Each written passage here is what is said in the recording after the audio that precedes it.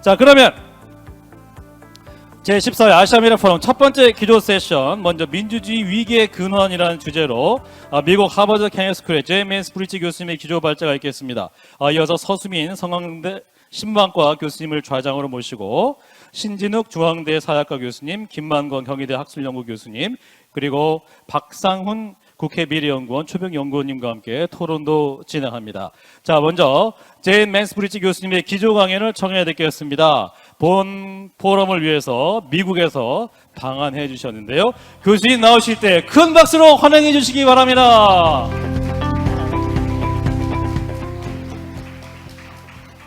Thank you. 네, 감사합니다. 오늘 이렇게 이 자리에 오게 되어서 매우 영광스럽게 생각합니다. 네, 오늘 저희가 지난 세기에 발견했었던 그 논리에 대해서 말씀을 드리려고 하는데요.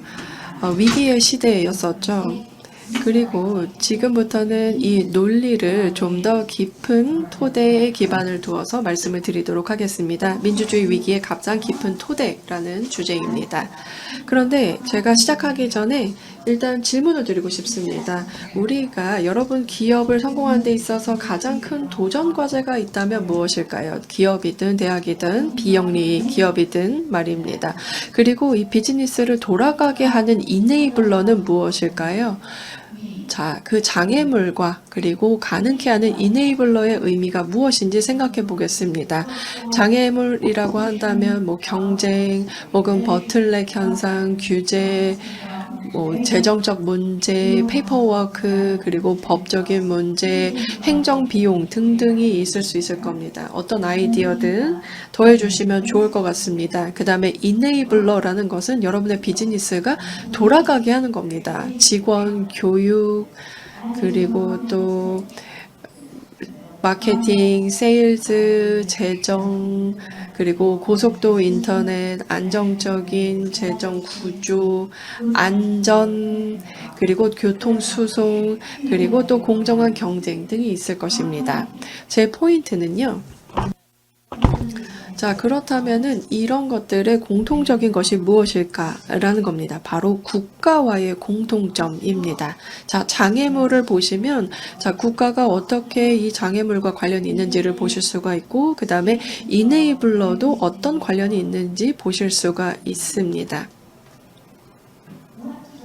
자, 그렇다면 이 이네이블러의 공통점은 무엇일까요? 일단은 첫 번째로 자유사용제라는 것입니다. 자유사용제가 무슨 뜻인지 조금 이따가 설명드리겠습니다. 자, 어떻게 정의를 내릴 수 있냐면요. 이 누군가가 노력이나 비용을 들여서 생산한 후에는 누구나 비용을 지불하지 않고 무료로 사용할 수 있는 재화를 뜻합니다. 무료 도로라든지 법과 질서 등을 예시로 들 수가 있겠습니다. 혹은 예를 들어서 누군가가 도로를 구축을 했다. 그러면 그 다음에 대출 비용을 모두 다 상환하고 도로를 누구나 사용할 수 있게 된다. 그러면은 이것을 자유사용제라고 부를 수가 있겠습니다.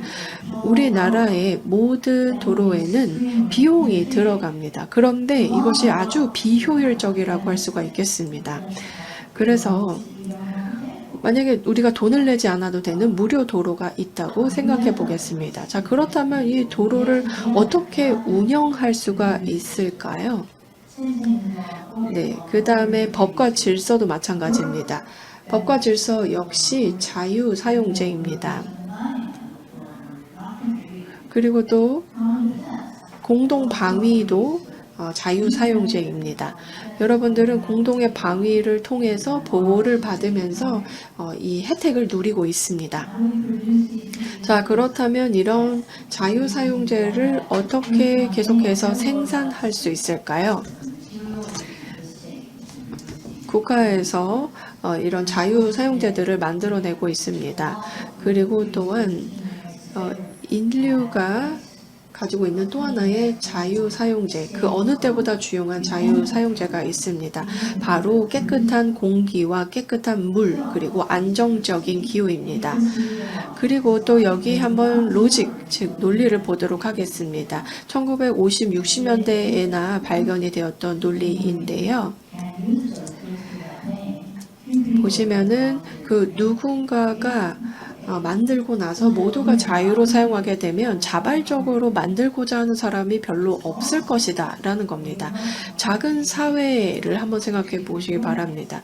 만약에 룸메이트가 있는데 한 명이 계속해서 설거지하고 나머지는 설거지 안 한다라고 하면은 자유사용제가 발생할 수밖에 없을 겁니다. 그리고 또 이렇게 살다 보면은 불편해지면서 룸메이트로 계속해서 살기는 어려울 것입니다. 그런데 어떤 커뮤니티가 생기고 그리고 또 낯선 사람들끼리 모여서 살게 된다.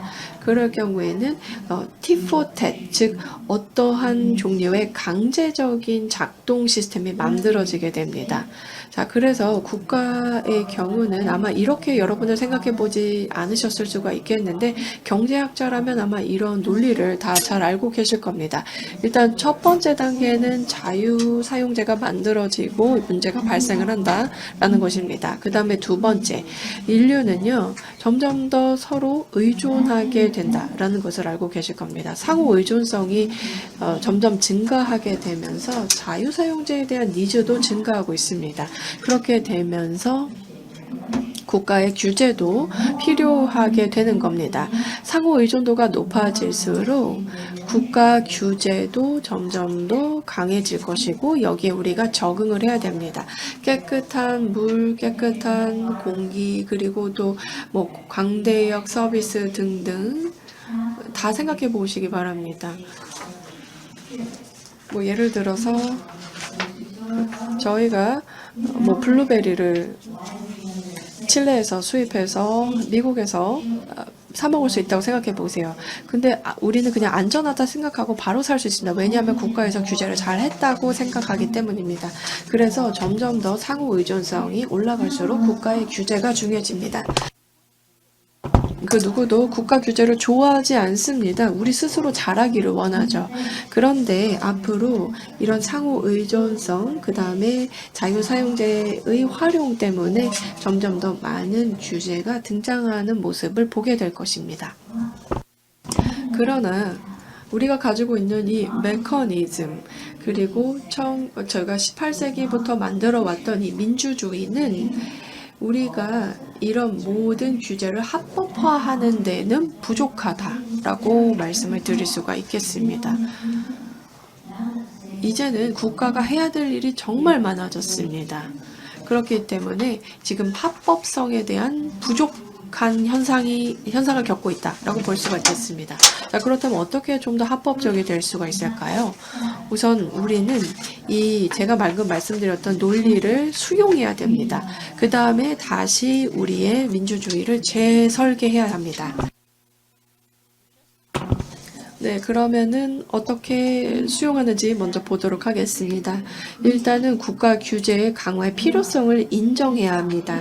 그리고 민주주의 위기의 가장 깊은 토대는 상호 의존성 증가에서 온다라는 것을 인정해야만 합니다.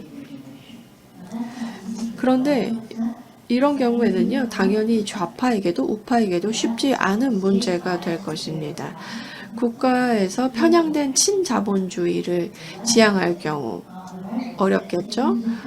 그리고 또 국가가 너무 많은 강압을 사용을 한다. 그래서 서투르고 또 어리석고 오만한 일이다 라고 강조할 수 있습니다. 그런데 사실 이 구조는 이렇게 돌아가는 것이 아닙니다. 자본주의를 가지고 그리고 또 활용할 수 있고 그 다음에 또 서투르고 어리석다고 생각했었던 이 강압적인 부분도 잘 활용할 수가 있습니다. 자, 그 다음에 어떻게 우리가 재설계할 수 있을까요? 보시는 것처럼 최소화해야 될 것이고요. 그 다음에 의무와 연대를 보존할 수 있도록 설계해야 될 것입니다. 제가 조금 이따가 설명을 드리겠습니다. 자, 어떤 연구가 있었는데요. 직소 퍼즐을 가지고 연구를 했습니다. 사람들이 와서 퍼즐을 풀어 했었습니다. 한 절반 정도는 퍼즐을 풀었고요. 그리고 또 절반 정도는 풀지 않았기 때문에 먼저 한 사람들은 한 30분 정도 기다렸습니다. 그리고 퍼즐을 이미 맞춘 사람은 더 이상 퍼즐을 맞추려고 하지 않았습니다. 그래서 우리가 재미를 위해서 했었던 일이 있었으면 그 일이 끝나면 그 다음에는 계속해서 이어서 하지 않는 것을 보았습니다. 그 다음에 이스라엘에 육아 시설이 있었는데 사람들이 육아 시설에 대해서 비용을 내야만 했었습니다. 그런데 사람들이 비용을 낸 다음에 비용을 내고 이제 사용을 했었는데 만약에 지각을 하면은 돈을 내야만 했었어요. 벌금을 내야 됐었는데 사람들이 벌금을 내야 됐을 때는 어떻게 벌금을 내야 된 다음에는 어떻게 왔을까요? 왜냐하면 그렇게 한 다음에 사람들이 점점 더 지각하는 사람들이 늘어났습니다. 그래서 항상 모티베이션이 무엇인지를 생각을 해야만 했었습니다. 국가도 마찬가지입니다. 우리는 이런 부분들도 생각해야 되고요. 그 다음에 부패에 대해서도 이제 이 문제를 심각하게 받아들여야 될 것입니다. 그 다음에 또 규제 대상자들에게 설명을 하고 경청을 하고 참여를 시켜야 될 것입니다. 이전에 그 부패 문제는 자연스럽게 생각했다고 볼 수가 있겠습니다. 부패가 우리가 무언가를 수행하는 데 비용이라고 생각을 했습니다. 그런데 정당성이 부족한 상황에서는 그렇게 방치하는 것은 더 이상 불가능합니다. 이제 더 이상 이런 것은 불가능하다라고 볼 수 있겠습니다. 합법성이 너무나 중요한 상황에서요. 그래서 정말 많은 그런 문제들이 걸려 있을 때 특히나 더욱 그렇습니다. 자, 그렇다면 이 문제를 어떻게 해결할 수 있을까요? 예를 들어서 아이들이 모두 다 그 무임승차 문제에 대해서 배울 수가 있을 것이고요. 그 다음에 기술을 사용해서 서비스를 제공을 해서 이제 미들 퍼슨, 그러니까 중간 사람을 없애고 이제 이 서비스를 제공할 수가 있고요. 그 다음에 이 위기에 대해서 보고를 할 수가 있고요. 그 다음에 또 이전에 10년, 20년 동안 있었던 문제에 대해서 보고를 하고 또 부정부패 문제를 척결하는데 이런 정보들을 활용할 수가 있을 것입니다. 그 다음에 또 정치적으로 부패라는 비용을 피할 수 있도록 노력을 해야 될 것입니다. 제가 이 문제에 대해서만 강연을 드릴 수 있을 정도로 아주 중요한 문제라고 할 수가 있겠는데요. 이 합법성에 대해서 생각할 때 당연히 부패에 대해서 더욱더 많은 관심을 기울여야만 합니다. 자, 그 다음에 시민들을 어떻게 참여시킬 수 있을까요? 민주주의에 대해서 재설계를 할 때 그 대표들과 그리고 시민들과 계속해서 소통을 하게 됩니다. 대표들에게 경청만 할 뿐만 아니라 경청하고 그리고 대응을 하고 그 다음에 시민들의 이야기도 들어야만 할 것입니다. 그리고 또 그 행정이나 혹은 NGO 그리고 모든 참여자들이 그래야만 합니다. 자, 모델을 보여드리겠습니다. 자, 시민들이 대표들과 양방향으로 이야기를 하고 있고, 그리고 또 행정부가 이야기를 하고 있고, 그리고 시민과 이야기를 하고 있습니다. 그 다음에 사회 대표자들과도 양방향 소통을 하고, 그 다음에 시민들과도 소통을 합니다. 사실은 양방향 소통이 우리 민주주의나 정치 시스템에 아직까지 그렇게 많지는 않다고 생각합니다. 자, 왜 없을까요? 왜냐하면 이렇게 하는데 비용이 많이 필요하고 시간이 많이 필요하기 때문입니다. 대표들이 모든 시민들에게 양방향 소통을 한다면 얼마나 많은 에너지가 들겠습니까? 그런데 합법성이 너무나도 중요하기 때문에 이런 변화가 필요합니다. 그래서 몇 가지 혁신이 일어나고 있습니다. 미국에서 보시면은 의회를 연결하고 있다라고 말씀을 드릴 수가 있겠습니다. 무작위로 추첨이 된 175명의 유권자가 인터넷을 통해서 대표와 만납니다. 그래서 이들과 선택한 이슈에 대해서 토론을 1시간 동안 하는 것입니다. 아주 강력한 방법이라고 할 수가 있겠습니다. 대표들은 시민들에게 정책이 무슨 의미인지에 대해서 좀 더 잘 배울 수 있는 기회를 얻게 됩니다. 정책에 대해서 좋아하는 부분, 안 좋아하는 부분에 대해서 두루두루 배울 수 있게 됩니다. 그러면서 합법성과 그 다음에 노름이 올라가게 됩니다. 그러니까 규범이 개선이 되게 됩니다. 그 다음으로 독일 같은 경우에는 선거구 평의회라고 있는데요. 무작위로 추첨된 30명 이상의 유권자가 대표자가 선택한 사안에 대해서 하루 동안 직접 심의하고 해결책을 제시하게 됩니다. 아직까지는 경험적인 데이터는 없는 그런 상황입니다. 그 다음에 예를 들어서 아일랜드나 이런 경우도 보시면, 그리고 한국 같은 경우도 그렇습니다. 한국의 경우는 463명이 랜덤으로, 그러니까 무작위로 선별이 되어서 의견을 제시한다라든지, 그리고 또한 투표를 한다라든지 이렇게 최초로 실험을 하고 있다라고 들었습니다. 그리고 또한 소그룹으로 모여서 또 주제에 대해서 토론을 하기도 하죠.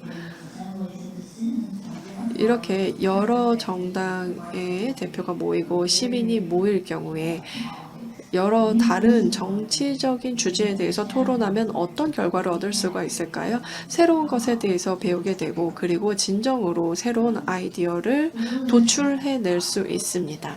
그래서 이런 것들이 가능한 혁신 방법이다 라고 봐주시면 되겠습니다. 그 다음에 양극화도 줄여야겠습니다. 자, 미국의 상황입니다. 작년에 조사 결과인데요. 보시면 81%의 민주당의 경우는 공화당의 아젠다가 미국을 파괴할 것이다 라고 답을 했고요. 공화당의 경우는 79%가 민주당의 정책 아젠다가 미국을 파괴할 것이다 라고 답을 했습니다. 이렇게 되면 어떤 결과가 벌어지게 될까요? 정책적인 폭력성이 증가하고 있다라고 느끼는 사람들의 수가 증가하고 있습니다. 그러면 정치적인 목표를 달성하는 것이 점점 더 어려워지겠죠. 그래서 이들의 정치적인 목표를 달성하기 위해서 폭력을 정당화하고 있다라고 답한 사람들이 증가하고 있는데요. 이것은 민주주의에 적합하지 않습니다. 인간은 경우는요, 인간에 대해서 말씀을 드리겠습니다. 인간은 굉장히 인그룹, 아웃그룹이라는 감정에 엮여있는 그런 모습을 많이 보여지고 있습니다. 그리고 또한 그 둘 사이에 점점 더 거리가 벌어지고 있고요. 그 다음에 점점 더 호모지니어스한 그런 현상을 보여지고 있습니다. 그리고 또한 이전에 민주주의가 만들어졌던 때로 돌아가 보면은 그 당시에 굉장히 기능적으로 돌아갔었습니다. 그런데 현재 상황에 볼 경우에는 전혀 기능적이지 않다고 볼 수 있겠습니다. 자, 그렇다면은 우리가 어떻게 해야 될까요? 우리는 이제 이런 감정을 대해서 다시 경각심을 가져야 될 것입니다. 그래서 사실 이러한 감정은 좋지만 아이들에게 최소한 14살이 되었을 때 우리가 신중해야 된다라고 가르쳐야만 합니다. 그렇게 하면서 인그룹, 아웃그룹이라는 감정을 가르치게 되는 것입니다. 그 다음에 소셜미디어, AI라는 새로운 상황이 등장하고 있죠. 그렇기 때문에 인그룹, 아웃그룹이라고 하는 현상이 점점 더 극명하게 드러나고 있습니다. 그 다음에 또 하나 새로운 상황과 새로운 정보에 대해서 말씀을 드리겠습니다. 미국에서 보여지고 있는 것인데요. 1980년 이후에 미국의 상원하원의 투표에 대한 내용을 보여드리고 있습니다. 보시면은 굉장히 양극화되어 있는 것을 보실 수가 있습니다. 이전에는 우리가 양당의 체계가 정말 멋지다라고 생각을 했었습니다. 그런데 원파티 룰이라고 하는 규정이 있죠. 그런데 여기 빨간색 라인을 보시면요. 공화당인데요. 상황이 극적으로 변하고 있습니다. 그리고 민주당 같은 경우도 그렇습니다. 그래서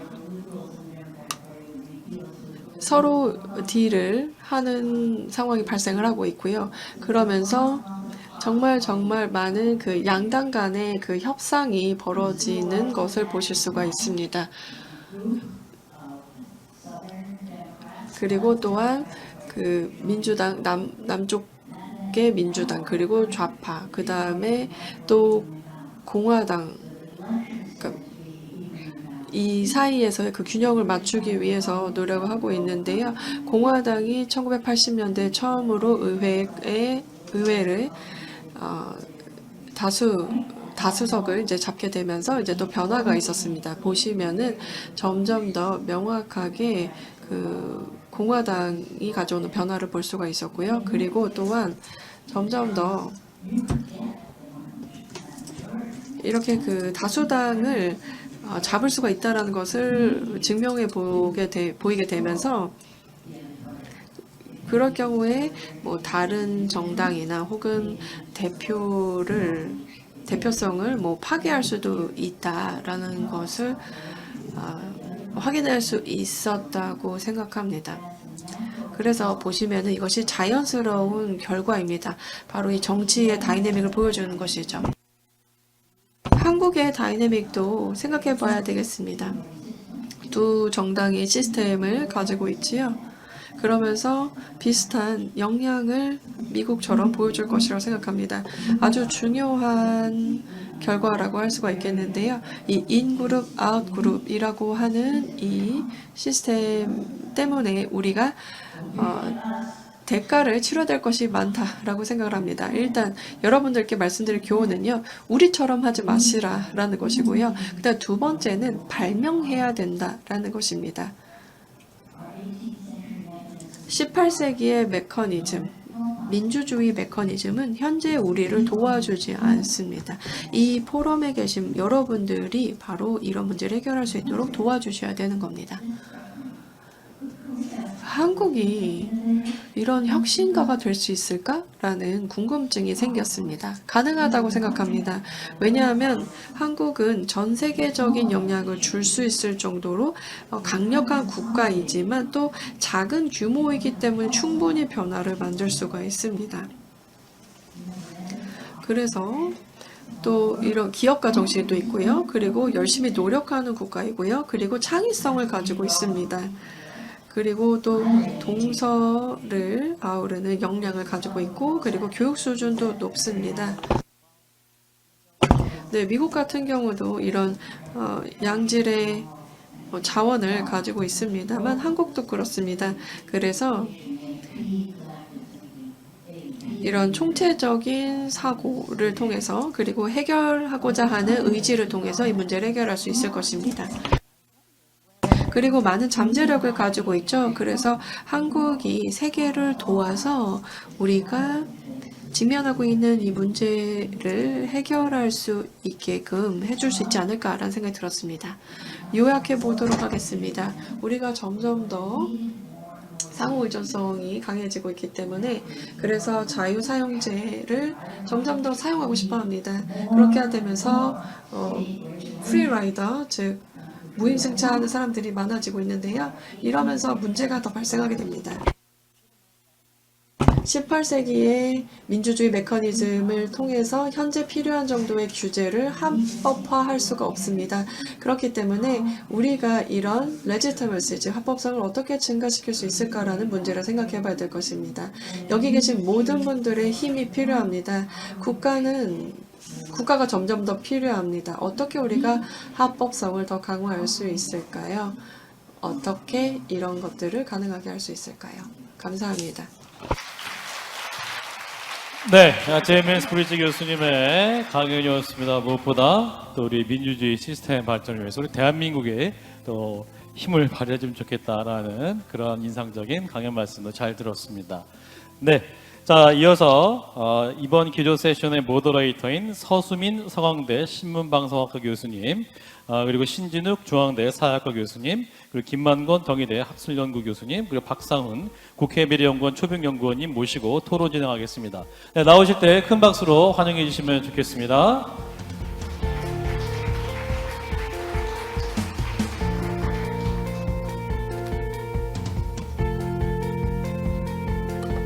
네, 지금부터 이제 토론 세션은 우리 서수민 서강대 신방과 교수님께서 진행하시겠습니다. 마이크를 넘깁니다. 감사합니다. Thank you very much for the amazing speech. 네, 훌륭한 발표 감사드립니다. 세 분의 토론자를 소개해 드리도록 할 텐데요. 이 세 분의 토론자도 현재 이제 우리가 어려움을 겪고 있는 민주주의에 대해서 그 누구보다 열정을 갖고 계시는 분들입니다. 시간 관계상 신 교수님에게 바로 마이크를 넘겨드리도록 하겠습니다. 토론자분 각각 5분 동안 발언하실 수 있도록 시간 드리도록 하겠습니다. 네, 안녕하세요. 신진욱입니다. 다중위기 시대 공존의 길을 찾는 2023년 아시아 미래 포럼에 초청받은 것을 뜻깊게 생각합니다. 특히 제가 오랫동안 존경해온 제인 맨스브리치 교수님의 토론자로 참여하게 된 것은 큰 영광입니다. 대회를 준비해 주신 모든 분께 진심으로 감사의 말씀을 드립니다. 다중위기, 폴리크라이시스, 이 개념은 단지 여러 위기가 함께 있다라는 의미의 멀티플 크라이시스와 다른 의미를 갖고 있습니다. 컬럼비아대 역사학자 아담 투즈 교수의 정의를 빌자면 다중위기란 것은 경제위기, 또 불평등의 심화, 기후재난, 팬데믹, 전쟁 이런 여러 거대 위기가 동시에 발생해서 서로 영향을 주고받는 하나의 시스템, 체계입니다. 이 체계의 복잡성과 불확실성이 커지는 만큼 우리들의 문제 해결의 옵션이 제한된다는 것이 다중위기 문제의 핵심입니다. 민주주의의 위기는 이와 같은 다중위기의 체계 안에서 특별히 중요한 부분입니다. 왜냐하면 정치는 공동체 전체의 존립과 구성원들의 공동선을 실현하는 책임과 권한을 부여받은 영역이기 때문입니다. 그래서 민주주의가 제대로 작동하지 않는다는 것은 다중위기에 대한 공동의 해법을 찾지 못한다는 뜻이고, 또 해결을 위한 공동의 자원을 모으고 적절히 사용하는데 실패하고 있다는 뜻이 됩니다. 그래서 민주주의의 위기라는 이 기조 세션의 주제는 단지 사회체계의 한 부문으로서의 정치의 문제에 국한되는 것이 아니라 사회 전체의 문제로서 이해되어야 한다고 생각을 합니다. 이 문제 해결은 우리 모두의 생존의 문제이고 다중위기에 엉킨 실타래를 풀기 위한 전제입니다. 오늘 맨스브리치 교수님께서는 오늘날의 사회 상호 의존성이 증가함에 따라서 더 많은 국가적인 규제가 필요하게 됐지만 18세기에 탄생한 민주주의의 제도로는 21세기 오늘날의 변화된 사회 현실에 대응할 수 없다고 말합니다.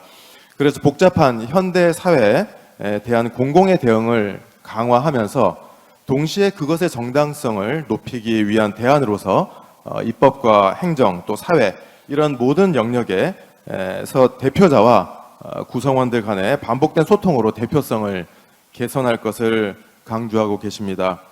사회학적인 관점에서 봤을 때 상호 의존성의 증대라는 것은 사회 체계의 갈등 구조의 복잡성의 증대와 밀접한 관련이 있습니다. 말하자면 과거에는 계급이나 이념, 종교 등으로 갈라졌던 비교적 단순했던 균열 구조가 이제는 훨씬 더 복잡하고 유동적인 갈등으로 전환됐다는 것입니다. 이런 변화의 함의는 이중적입니다. 한편으로는 사회적인 해체의 원심력을 억제하기 위해서 공적인 역할이 국가적인 규제의 중요성이 커집니다. 하지만 다른 한편으로 국가에 의한 문제 해결의 한계 역시 커집니다. 그렇기 때문에 국가는 능동적으로 사회를 위한 인프라를 공급하면서도 강제적이기보다는 사회 구성원들과 협력적이 되어야 합니다. 그리고 또한 사회 구성원들은 국가와 협력하면서 더 많은 공적인 역할과 책임을 맡아야 합니다. 맨스브리치 교수님께서는 정치와 행정, 사회 부문을 포함하는 다양한 장소에서 다원적인 수구의 과정의 활성화를 강조를 하셨습니다. 이것을 통해서 우리가 복잡성의 문제를 더 잘 해결할 수 있다고 말씀을 해주십니다. 나아가서 우리는 그와 같은 부분적인 해결책들을 연결하고 조정해서 복합사회의 문제들에 대한 통합적인 해결책을 찾기 위해서 우리 제도와 행위에 어떤 혁신이 필요할지에 대해서 고민을 해야 할 것 같습니다. 끝으로 맨스브리치 교수님의 수구의 민주주의 이론은 또한 정치 양극화를 극복할 대안으로서 많은 주목을 받았습니다. 그에 따르면 현재의 정치적인 적대는 현대 민주주의의 기본적인 원리와 제도에 내재한 근본적인 취약성의 발현입니다. 이익과 갈등, 또 경쟁, 승리와 패배, 다수결만을 강조하고 공동체와 공동선, 연대와 우회의 관념을 상실한 대결의 민주주의의 문제라는 것입니다. 그런 민주주의 모델의 한계를 극복하려면 수구의 민주주의의 소통 과정이 매우 중요합니다. 하지만 현실이 쉽지가 않습니다. 수구의를 위한 전제로서 우리가 필요로 하는 것들이 있습니다. 소통에 참여하려는 동기, 그리고 상호 존중이라는 그런 문화, 그리고 공존이라는 공동의 목표가 있어야 됩니다. 그런데 양극화된 정치 문화에서는 그 전제가 충족되지 않을 때가 많습니다. 많은 사람은 반대편과의 소통을 조소하거나 거부합니다. 그래서 소통의 호소가 종종 현실에서 무력하게 됩니다. 그래서 대립을 넘으려면 소통이 필요한데 소통을 하기 위한 최소한의 공동체성이 결핍되어 있는 문제가 있다는 것입니다. 이런 악순환의 고리를 끊기 위한 대안을 고민해야 된다고 생각을 합니다. 무엇보다 존중과 경청의 문화를 확산, 강화해서 두터운 사회적인 연대의 중심을 형성하는 것이 중요하다고 생각하고, 바로 이 점이 맨스브리치 교수님께서 오늘 시간의 한계 때문에 많은 말씀을 해주실 수는 없었지만 지난 수십 년간 일관되게 강조를 해오신 부분이라고 생각을 합니다.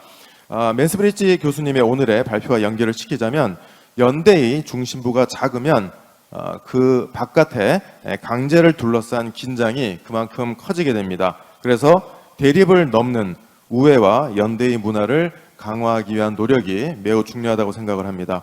그와 더불어서 수구의 민주주의의 실질적인 권력이 중요하다고 생각을 합니다. 정치의 양극화는 많은 부분 집단적이고 조직된 행위자들에 기인합니다. 사회에서는 가치관들의 대립이 집단 행동으로 격화되고 있고, 정치 엘리트들은 지지층의 동원을 위해서 증오를 생산합니다. 이들의 결집된 힘이 우리 정치를 지배하는 한 적대적인 민주주의는 극복되지 않는다고 생각을 합니다. 그렇기 때문에 수구의 민주주의는 단지 대결 민주주의에 대한 부분적인 보완책이 아니라 새로운 힘, 새로운 중심이 되어야 한다고 생각을 합니다. 그것을 위해서는 우리들의 집단적인 의지와 사회적인 운동의 중요성이 크다고 강조를 하고 싶습니다. 이 모든 것들은 쉽지 않습니다. 너무나 어렵습니다.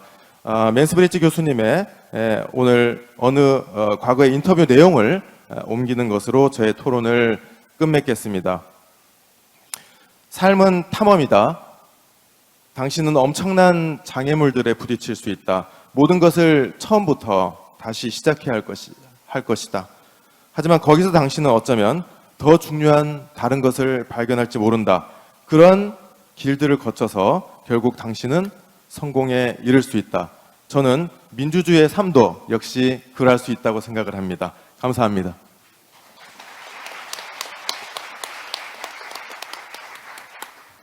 Thank you, Professor. 네, 교수님 감사합니다. 좋은 토론 감사드립니다. 네, 그 연대의 강한 연대의 필요성에 대해서 생각을 해보게 되었고요. 그리고 또한 사실 그들이 이제 꼭 다수는 아니고 이 전체적인 연대가 중요하다라는 점을 생각해 볼 수 있었습니다. 감사합니다. University, please. Thank you. 네, 안녕하십니까. 김만곤입니다.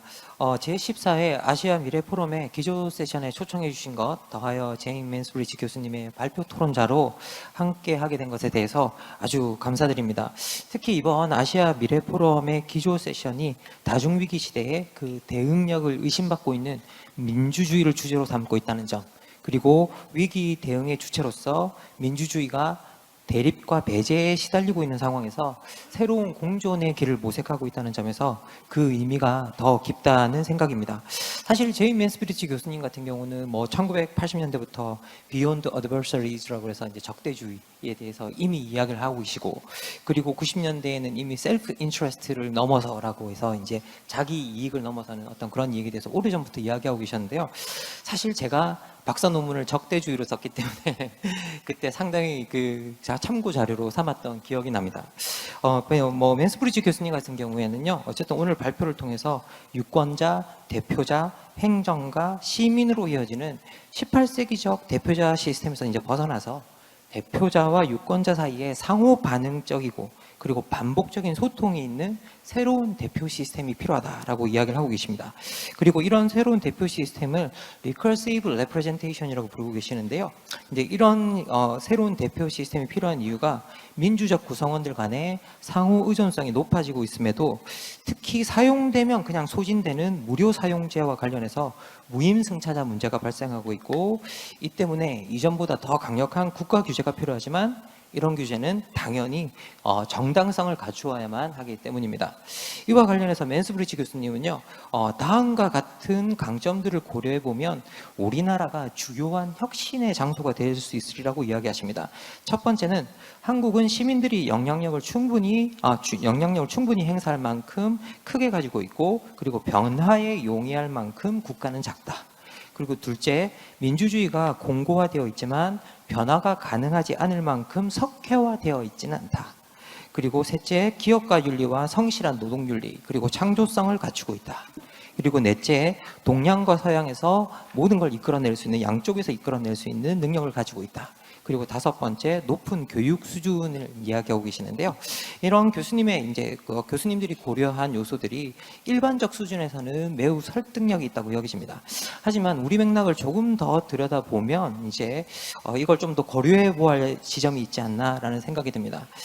첫째, 이제 제 생각에는 시민들이 충분한 영향력을 행사해 왔음에도 한편으로 우리 정치가 친일, 종북과 같은 진영 대립을 역사적으로 끊임없이 이어왔다는 점. 두 번째, 민주주의는 공고화되었다고 할 수 있겠지만 민주주의 체제의 핵심인 우리 정당 체제가 적대의 심화 속에 당분간 변화가 가능하지 않다고 여겨질 만큼 석회화되어 있다는 점. 그리고 세 번째, 기업가 윤리와 성실한 노동윤리 이면에는 권력과 기업의 노동에 대한 적대와 때로는 시민들의 노동에 대한 무시와 혐오, 그리고 소득 격차를 비롯해 불평등의 심화가 아주 깊이 진행되고 있다는 점. 그리고 네 번째, 높은 수준의 교육 이면에는 강력하게 자리 잡은 능력주의가 있고 이와 연계된 혐오와 차별이 우리 사회에 지금 확산하고 있다는 점. 그리고 다섯 번째, 기본적으로 맨스브리지 교수님이 사회적 대표, Societal Representatives 의 주요 집단으로 꼽고 있는 노동조합 조직률이 아주 낮고, 그리고 협상력이 약할 뿐만 아니라 시민사회 역시 국가행정과 재정에 너무 의존적이라는 점, 이런 점을 고려해 보면 이게 우리가 정말 변화의 혁신의 장소로서 가능성이 있는가에 대해서 또 한번 생각해 보는 지점이 되고 있습니다. 그리고 제가 여기서 조금 더 한 가지 더 하고 싶은 문제는 전 세계적으로 그리고 우리나라에 나타나고 있는 현상인데요. 자신의 어려움을 호소할 데가 없거나 도움을 받지 못해서 사회적 고립에서 생겨나는 외로움이 전 세계적으로 확산되고 있다는 겁니다. 이런 외로움이 혐오 현상과 또 연결되어 나타나고 있다는 건데요. 실제 한나 렌트가 전체주의 기원에서 지적하듯이 사회적 도움 없이 고립되고 버려진 외로운 사람들이 자기중심적 슬픔과 분노에 빠지면서 나치와 같은 전체주의를 지지하게 되었다라고 이야기를 하고 있습니다. 근데 실제 통계를 보면요, 지금 미국과 유럽에서도 외로운 사람들일수록 대립, 배제, 혐오를 부추기는 극우파들에게 투표한다는 상관관계가 확인이 되고 있습니다. 그리고 더 큰 문제는 지금 현재 전 세계적으로 가장 외로운 세대가 바로 노인 세대도 누구도 아닌 10대와 20대들이라는 겁니다. 통계적으로도 우리나라에서 가장 외로운 세대는 20대들입니다. 그리고 도움을 달라는 마지막 어떤 표현으로서의 어떤 자살 시도 현황 같은 걸 보면 지금 우리나라 20대들은 비교 집단이 없을 정도로 정말 높은 그런 현황을 보이고 있습니다. 그리고 서울시에서 작년에 조사한 고립운둔 청년 조사를 봐도 지금 19세에서 39세 사이의 청년들 중에 전국적으로 6개월 이상 사람을 만나지 않거나 회피하고 은둔하고 있는 은둔 고립 청년이 61만 명 정도가 된다고 합니다. 이게 뿐만 아니라 이제 뭐 이런 이 청년 세대뿐만 아니라 우리나라에서 전 세대가 외로움을 호소하고 있는데요. 이렇게 현실에서 사회적 도움을 경험하지 못하고 고립된 사람들이 증거하는 상황에서 이 교수님께서 말씀하시는 무료 사용제와 관련된 무임승차 문제를 해결하기 위해 보다 적극적으로 규제하는 국가의 정당성을 지지하는 신진욱 교수님이 말씀하시는 그런 연대가 형성될 수 있을까라고 했을 때 조금 그런 연대를 어떻게 형성할 수 있을까에 대해서 우리가 생각해 보아야 될 지점이 있다라는 생각이 듭니다.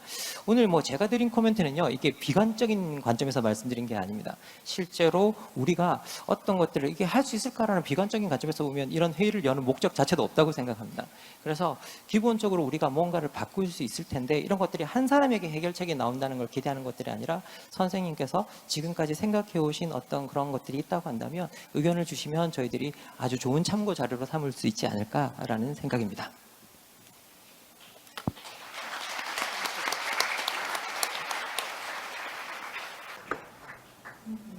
감사합니다. 굉장히 구조화된 토론을 통해서 맨스브리지 교수님의 연설에 대해서 코멘트를 한국 상황에 맞춰서 코멘트해 주셨는데요. 맨스브리지 교수님과 제가 이 회의를 준비하는 과정에 있어서 능력주의라든지 아니면은 정당 정치의 약점에 대해서 이야기를 나눴는데 석회화되지는 않았다. 이것이 이제 뭐 석회화가 무엇인지 어떻게 정의를 내리느냐에 따라서 달라질 수는 있겠지만 그렇게 또 교수님께서 코멘트를 해주셨습니다. 제인 맨스브리지 교수님의 책을 옛날에 한 권 읽은 거로부터 좀 제 소개 겸 친근함을 좀 표현하고 싶은데요. Beyond Self Interest라고 하는 옛날 책에서 그 어떻게 보면 권리의 평등이나 뭐 요구의 평등보다 못지않게 현대 민주주의를 운영하는 데 있어서 존경의 평등이 중요하다는 말씀을 한 걸 저도 제 글을 쓸 때 인용한 적이 있습니다. 아마 오늘 주제와 관련해서도 가장 중요한 메시지가 아닐까 싶습니다. 우리 현대 사회에서는 뭐 서로 많은 뭐 이익과 열정이 대립하고 있지만 그 각자의 주장이나 요구에 대해서 서로 상대를 존중하는 그 어떤 마음의 평등이라는 것이 어떻게 보면 가장 중요한 전제가 아닌가 싶습니다. 저는 정치학자인데 그 정치학자 가운데서도 좀 구식 정치학자라고 저 스스로를 자주 표현합니다. 제가 생각할 때는 제가 뭐 지금 몸담고 있는 데가 뭐 미래연구원이어서 뭐 미래에 대한 연구를 많이 하는데 저는 그 가운데서도 인간의 미래에는 오래된 문제, 어떻게 보면 잘 변하지 않는 문제가 미래에도 여전히 늘 중요할 거다라는 이야기를 많이 합니다. 뭐 경제학자가 2500년 전에 책을 읽는 것은 좀 이상한 일이겠지만 정치학자들은 늘 2500년 책을 계속 읽으면서 현대 문제를 말할 만큼 정치는 잘 변하지 않는 주제에 대한 걸 연구한다고 저는 늘 생각합니다. 그래서 늘 정치 관련된 그 글이나 이 발표에서 혁신이라는 단어를 만나게 되면 저는 약간 움찔하는 좀 그런 경향이 있습니다. 정치는 잘 그렇게 혁신되지 않고 오래된 지혜가 작동하는 곳이라는 생각을 갖고 있어서 그런 관점에서 오늘 선생님 발표를 좀 이렇게 듣고 느낀 것 또는 제가 조금 다르게 생각해 볼 수 있는 것은 어떤 것인가 이런 걸 좀 말씀드려보고 싶습니다. 전체적으로 오늘 그 선생님 말씀은 그 토마스 홉스의 그 일종의 스테이트 소브린티, 국가 주권의 문제를 스테이트 레지티머시, 국가의 정당화와 관련된 문제로 문제의 관점을 뭐 그야말로 근본적으로 바꿔낸 이 문제의식이었다고 생각이 됩니다. 그래서 여기서부터 문제를 조금 출발할까 합니다. 선생님께서는 인간들 사회의 상호 의존이 높아지면서 국가의 규제의 필요성이 늘고 그 동시에 국가가 스스로를 정당화해야 되는 필요가 늘어나는 것 때문에 이제 어떻게 보면 민주주의가 갖고 있는 여러 가지 어떤 어려움들의 어떤 근본적인 그 원인이 있지 않을까를 말씀하신 것 같습니다. 근데 제 생각에는 그 반대로도 문제를 볼 수 있지 않을까 싶습니다. 민주주의가 발전해 오고 민주주의에서 여성들이 참여하고 노동자들이 참여할 수 있었던 것에는 국가의 정당성을 둘러싼 문제의 압박이 커졌기 때문이라고 저는 생각합니다. 따라서 이 민주주의의 위기의 가장 근본적인 원인이라고 볼 수 있는 국가의 정당성의 압박이 커진 것이 오히려 저는 민주주의의 발전의 측면도 가질 수 있는 점은 있지 않을까. 여기에 대해 선생님 의견이 좀 어떠신지 좀 궁금합니다. 두 번째는 제가 생각할 때는 민주주의의 위기의 문제를 다루는 데 있어서 국가 개념은 저는 좀 너무 큰 것이 아닌가 하는 생각이 들었습니다. 국가의 정당성이라는 문제 또는 국가를 정당화하는 문제와 관련돼서라면 더더군다나 국가를 구성하고 있는 입법부나 또는 정당이나 또는 행정부나 또는 다양한 결사체들의 작용이나 이런 부분들로 문제를 조금 더 내려보면 하는 생각을 조금 해봤습니다. 그래서 선생님이 늘 강조하시는 시민의 참여를 늘리는 문제하고 시민적 수기를 확대하는 문제와 관련돼서 자칫 이것이 어떻게 보면 의회나 정당, 결사체의 역할과 관련해서 조금 이렇게 갈등하는 측면은 있지 않을까 하는 문제를 조금 말씀드려 보고 싶습니다. 제가 생각에는 한국 사회는 참여는 양적으로 저는 어느 나라 못지않게 놀랍다고 생각합니다. 지난 한 15년 정도 동안 제가 목격한 한국 정치는 심의민주주의 또는 수기민주주의가 정말로 대유행을 할 정도로 확대되었다고 생각합니다. 아마 여러분들이 생각할 때는 우리나라 선출직 시민대표의 규모를 한번 생각해 보신 적이 있는지 한번 여쭤보고 싶은데 우리는 다 합해서 5천 명이 안 됩니다. 그런데 소위 말해서 대표의 체제를 담당하고 있는 이 5천 명 주변에 굉장히 많은 위원회들이 있습니다. 일종의 수기 또는 굿 가버넌스를 위한 여러 가지 위원회가 있는데 그 위원회 규모가 중앙정부와 17개 광역시만 따져도 3,000개가 넘습니다. 거기에 수기에 참여하는 인원을 10명씩만 해도 어떻게 보면 적법한 시민대표로서의 5,000명보다도 6배나 많은 사람들이 거기에 참여하고 있습니다. 우리가 늘 시민 참여를 강조하면서 한국은 제가 볼 때는 전 세계에서 가장 시민 참여 또는 어떻게 친화적인 제도 개혁을 그간 늘 해왔습니다. 그것이 정치 발전으로 이어지기보다 또는 그것이 정당 발전으로 이어지기보다 오히려 저는 정당을 약화시키거나 의회를 약화시킨 면이 좀 있지 않는가 하는 게 제가 한국 정치를 보는 늘 문제의식이었습니다. 그래서 어떻게 보면 참여에서 저는 중요한 것은 잘 조직되고 그러니까 잘 정제된 의견을 가진 사람들의 참여가 중요하다고 생각합니다.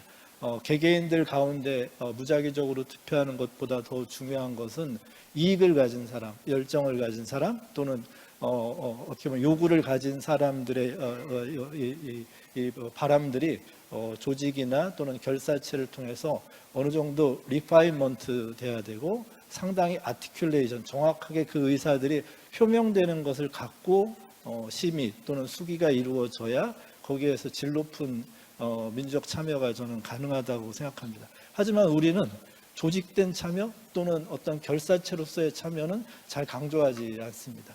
참여는 전 세계에서 제가 볼 때 가장 많은데 조직화율 또는 결사에 참여하는 비율은 어떻게 보면 정반대로 가장 낮은 사회의 문제가 된 것에서 우리가 민주적 참여의 어떤 문제점들을 좀 생각해 봐야 되지 않을까. 조직된 참여나 잘 정제된 참여나 또는 책임 있는 참여가 늘지 않는 문제에 대해서 고민하는 것도 한번 생각해 봐야 되지 않을까 싶습니다. 세 번째는 지금 우리가 겪고 있는 것이 민주주의 위기인가에 대해서 저는 조금 이렇게 회의적인 생각을 갖고 있습니다. 저는 지금이 전 세계적으로 민주주의 전성기라고 저는 생각합니다. 인간의 역사에서 그 사회 구성원 거의 대부분이 평등하다라고 하는 평등하고 자유롭다고 하는 관념으로 정치 체제를 이끌고 있는 건 지금과 같은 건 전례가 없다고 저는 생각이 듭니다. 그래서 민주주의의 전성기이기 때문에 민주주의의 발전을 위해서 생각하는 방법도 기존의 민주주의는 안 되겠다가 아니라 어떻게 보면 지금까지 우리가 해온 민주주의를 잘 돌아보면서 문제를 개선하는 것이 전 필요하다는 게 제 생각입니다. 2500년 전에 아테네 시민들이 민주주의를 할 때 처음부터 민주주의란 말이 있지 않았습니다. 민주주의를 먼저 하고 나서 50년 정도 지나서 데모크라티아라는 말이 만들어졌습니다. 현대 민주주의도 데모크라틱 티오리, 민주적 이론이요, 또는 민주주의 이론이라고 하는 것의 표현이 처음 나온 건 1950년대 중반입니다. 저는 지금 그 70년 정도 지나서 지구상의 시민들 가운데 절반 가까이가 민주주의를 했다라는 사실은 사실 놀라운 일이기도 하고, 지금 민주주의의 대면에서 민주주의보다 낫다는 정치체제가 현재 존재하지도 않고, 어떤 사람도 이제 민주주의 그만하고 딴 것을 하자라고 하는 게 지금처럼 세계인의 소수인 의견이 된 경우를 생각한다면 민주주의 전성기로서 문제를 좀 보면 어떨까 싶습니다. 그러면 민주주의를 제대로 하기 위해서 우리가 그간까지 해왔던 것을 반추하고 지금까지 해왔던 걸 버리고 새로운 혁신적인 민주주의를 찾자가 아니라 지금까지 해온 것들을 어떻게 더 잘할까의 문제로서 접근하는 것도 저는 가능한 어프로치가 아닐까, 이런 생각을 해봅니다. 여기에 선생님이 좀 좋은 의견이나 제 생각에 좀 부족한 점을 말씀해 주시면 좋겠습니다. 감사합니다.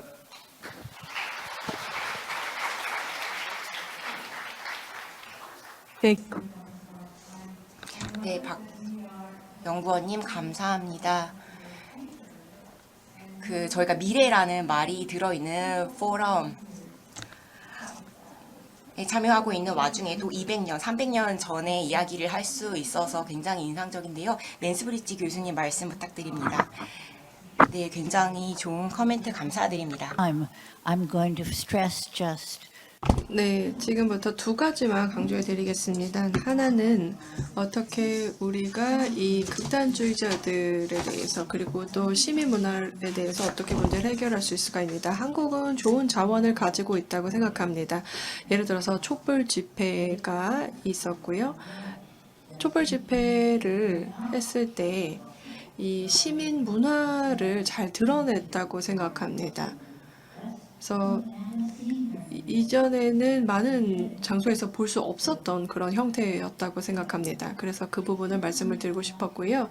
그 다음에 두 번째로 그 행정부에 대해서 말씀드리겠습니다. 한국의 경우는 이 행정적인 측면을 보았을 때 그 민주주의의 경우는 이런 계속해서 시민과 그리고 또 국회의원 간의 그 반복되는 그 관계가 있다고 생각합니다. 그러면서 체계를 만들어 간다고 생각을 하는데요. 이 정부와 그리고 또 국회가 함께 이제 상호작용을 하면서 정부에 많이 의회가 참여를 하게 되면서 약화된다고 생각한다고 말씀하셨는데요. 저는 생각이 좀 다릅니다. 그래서 정말 아직까지는 참여적인 문화는 아니라고 생각을 합니다. 이전에 그 집회에서 보았을 때 참여도가 높았다고 생각하시겠지만, 그렇게 또 저희가 어떤 부분에서는 참여를 많이 하고, 그리고 또한 뭐 강화되는 부분이 있기도 합니다. 예를 들어서 뭔가 내가 새로운 것을 만든다라고 생각하는 경우가 있을 겁니다. 그러면은 시민들이 책임감을 더 가지고 참여를 하게 되죠. 뭐 예를 들어서 뭐 500명이 서명을 해서 그 정부 관계자들과 함께 뭐 이야기를 하게끔 그 기회를 만드는 경우가 있겠고, 그런데 뭐 5천 명 그리고 또 5만 명, 50만 명 이렇게 점점 더 많은 사람들이 서명을 하고 참여하게 되면 그러면 이에 대해서 정부에서는 더 많은 토론을 해야만 할 수밖에 없습니다. 정책이 이 특정한 정책이 왜 시민들에게는 받아들여지지 않았는가 이런 이유들을 찾게 되는 겁니다. 그래서 이 이니셔티브는 항상 거의 탑 레벨에서 대부분 논의가 되고 있습니다. 그리고 또 투표가 탑 레벨에서만 이루어지고 있습니다. 물론 그 탑 레벨에서 참여적인 이니셔티브를 가지는 것은 당연히 좋습니다. 그런데 상대적으로는 아직까지 참여적인 사회가 아니다, 아직은 아니다라고 말씀을 드리는 겁니다. 그래서 민주주의가 완전히 실질적인 더 많은 이 시민들에게 더 많은 참여를 하려면 그리고 더 합법성을 더 주려고 한다면 우리는 다시 재설계를 해야 되고 그리고 상향식으로 만들어야 합니다. 구조를 상향식으로 만들어야 합니다. 그래서 사람들이 이미 약간의 경험을 가지고 있다라고 한다면 이제 더욱더 참여를 하게 될 것입니다. Thank you. I think 감사합니다.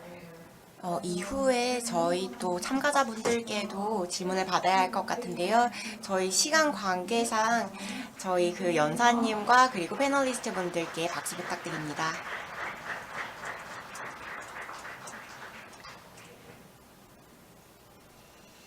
네. 자, 오늘 또 토론해주신 제인 맨스브리지 교수님과 또 서수민 교수님, 박상원 연구원이 신진일 교수님, 그리고 김만권 교수님의 토론이었습니다. 함께 해주신 다섯 분께 다시 한번 박수 부탁드리겠습니다.